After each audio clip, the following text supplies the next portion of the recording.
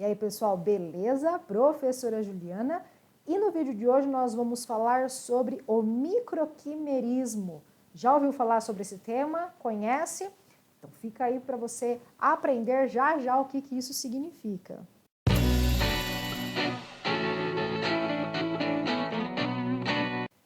Então, da onde surgiu esse termo microquimerismo e o que ele tem a ver com a biologia para estar aqui nesse vídeo? Bom, vamos pensar em quimeras. Quimera, então, é um termo que vem da mitologia grega, que representa um ser vivo que tem cabeça de leão, corpo de capricórnio e cauda de serpente, tá? É diferente também a gente usar o termo quimera, híbrido, tá? São coisas bem diferentes, tá? Eu tenho um fato muito engraçado que eu lembro na vida, assim, de quimera, que uma vez teve um aluno na nossa turma que colocou na prova de zoologia, do professor Erivelto, que quimera, que era? As raias ou as lampreias, elas eram quimeras de invertebrados com peixes e tal. E, nossa, mas ele ficou muito bravo na hora que ele leu isso na prova. Então, toda vez que a gente viu o termo quimera, assim, eu lembro desse fato, assim, porque eu nunca tinha visto ele gritando e bravo e exaltado na vida, assim, ele ficou muito bravo. Mas, enfim. As quimeras, então, são, na mitologia grega, esses seres que misturam aí um pedaço do corpo de cada um desses seres aí criados pela própria mitologia grega, certo? Mas aqui, nesse caso da biologia, o quimerismo ele vai se referir quando o indivíduo ele tem populações de células derivadas de outro indivíduo. Ou seja, ele tem dentro do corpo dele ali células circulantes que não são derivadas dele mesmo, tá? Como assim? Vamos explicar. E quando essa quantidade de células ela é pequena, vamos dizer assim, ele tem uma pequena quantidade de células que não é dele, a gente chama de micro, então por isso microquimerismo. E onde que surge então, da onde vem esse termo, por que foram estudados e por que né, estamos falando sobre esse vídeo hoje? Então, o microquimerismo, ele já é bem relatado que acontece, né, na espécie humana, tá? Diferente do vídeo que a gente teve, né, anteriores aí falando sobre telegonia, tá? Acho que tá aqui, né? Não sei, aqui ou aqui vai aparecer o vídeo da telegonia aí para você. Vou pedir para minha editora, no caso, eu mesma, colocar aí em cima o card para você ver o vídeo sobre telegonia, porque a telegonia não tem estudos em humanos, mas o microquimerismo já tem sim, tá? E a gente já tem estudos relatando esse câmbio, né, esse tráfego aí de células de forma, vamos dizer, binária, do feto para a mãe e da mãe para o feto. Ou seja, a gente tem casos aí já relatados e descritos de microquimerismo quando uma mulher ela engravida. E já existem então estudos demonstrando esse microquimerismo no corpo, por exemplo, da mulher, né, depois que o bebê nasce, tá? E existem, pasmem, estudos relatando que após 28 anos de gestação, a mulher ainda preserve e guarde essas células no seu corpo. Ou seja, faz 28 anos que o bebezão nasceu e ela ainda tem células fetais, né, referentes a esse feto no corpo dela circulante, tá? A grande maioria dessas células aí são células de defesa, células imunes, tá? Mas nós temos também outros tipos de células circulantes. Elas podem estar na circulação sanguínea, concentrada em órgãos e também, principalmente nos locais observados, no cérebro, tá? Um estudo conduzido com ratos, com camundongos, mostrou que as fêmeas que conservavam essas células, no caso aí dos fetos, no cérebro, essas células foram importantes, inclusive, para fazer alguns reparos cerebrais em situações de algum problema que essas células, que esses neurônios da rata, né, da camundonguinha ali, existia. E essas células fetais conseguiram, de certa forma, ajudar nesse reparo, certo? Nós temos também alguns estudos que têm sido conduzidos e têm mostrado o quanto a quantidade de gestações que essa fêmea teve pode afetar na quantidade de células dos fetos, né, que ela possa ter no seu corpo circulante, tá? Então esse seria um microquimerismo vindo de várias gestações.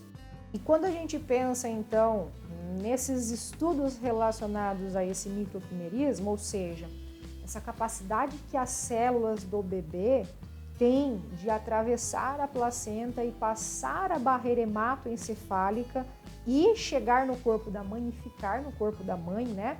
Nós temos estudos controversos. Então, tem estudos que mostram que essas células, como a gente falou dos ratinhos aí, dos camundongos, ela pode ser um protetor, né, dos neurônios, do cérebro, da mãe, como também do coração, que já existem estudos em humanos mostrando que essas células protegem o coração dessa mãe, tá, na circulação. Nós também temos estudos mostrando que essas células poderiam predispor a doenças autoimunes, como por exemplo, esclerose múltipla, né, lúpus, tá? São alguns tipos de doenças aí, outras doenças também autoimunes em que eles estão investigando, certo? Então aí a gente tem controvérsias, né, mesmo com relação a essas pesquisas, porque algumas podem, né, trazer benefícios e outras nem tanto. Então, a gente ainda tem muitas lacunas para preencher com relação a esse assunto. O que já é conhecido, que já é sabido, que nós temos, né, em artigos aí já publicados, é com relação a essa mistura de células e essas células fetais prevalecendo no corpo da mãe, mesmo anos e anos e décadas, né, após esse bebê ter nascido.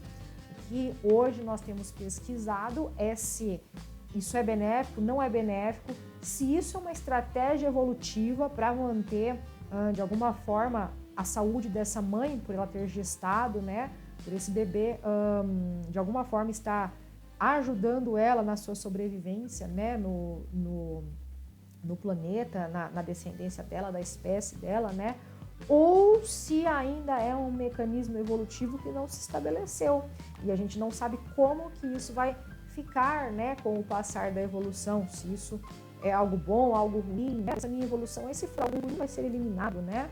E se ele for realmente, né, se o microquimerismo for para causar doenças, então seria algo que não seria tão benéfico assim para a população, no caso, para a população humana. Pesquisei também, né, dentro desse tema, um artigo que está na Cielo, posso deixar o link aqui depois para vocês, mostrando como que esse microquimerismo em mulheres, no caso aí, vindo da gestação, ele pode ser uma predisposição para doenças autoimunes, como a gente comentou, tá? E doenças reumáticas. O artigo mesmo cita que esse tipo de doença é muito comum em mulheres e talvez seria por causa desse caso, né?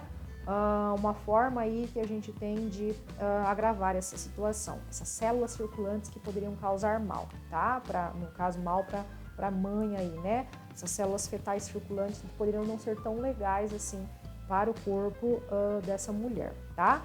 Nós temos também essa questão de microquimerismo pensando aí, né, na transfusão sanguínea. São várias vertentes aí que ainda estão em estudo, mas que já tem aí, né, algumas coisas que se relacionam tanto para bem quanto para mal. Como a gente falou, né, pode ser uma estratégia evolutiva que ainda está em processo, ainda não conseguiu atingir ali a sua adaptação final, né? A gente sabe também que analisando células de cordão umbilical, que seria a célula aí que está em contato com o bebê, né, a gente tem a presença de células maternas. Então, a gente poderia dizer também que a mãe está, de alguma forma, causando algum tipo, vamos dizer, de contaminação com o bebê, né? Enfim, não só esse trânsito de células do feto para a mãe, né? Enfim, é um assunto bem interessante, né? Acho que falta muito ainda para a gente estudar, para a gente conhecer, tá? Tão interessante quanto a telegonia, né? Se ela for algo que a gente consiga algum dia pensar nisso para seres humanos, né? Algo muito louco de se pensar. É melhor nem pensar, é melhor deixar isso para a ciência, né? Porque isso vai dar um rolo danado, né? Pensando em seres humanos depois, né? Mas eu espero que você tenha gostado desse vídeo, gostado desse tema, tá? Curta, comente, compartilhe, inscreva-se aqui no canal, compartilhe esse vídeo com alguém que nunca ouviu falar desse tema, né? Sobre essa mistura sanguínea aí que pode realmente acontecer, tá? E que tem sido estudada, porque você já sabe, né? Biologia não é só para tirar 10 no Enem, no vestibular, para gabaritar a sua prova de ciências da natureza, não só. Biologia é para a sua vida.